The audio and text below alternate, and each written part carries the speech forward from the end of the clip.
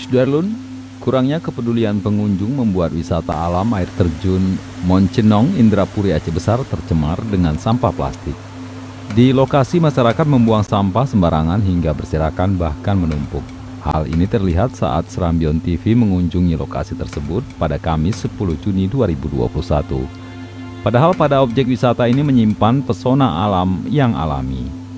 Dari airnya yang bening, juga ditumbuhi pepohonan di sekelilingnya yang sangat hijau. Namun kini keindahannya sudah tercemar oleh ulah manusia yang tidak bertanggung jawab. Terlihat banyak sampah yang berserakan di sekeliling objek wisata tersebut. Tidak hanya di dalam air, sampah juga terletak di bibir pantai sungai. Di lokasi juga tidak tersedia tempat sampah.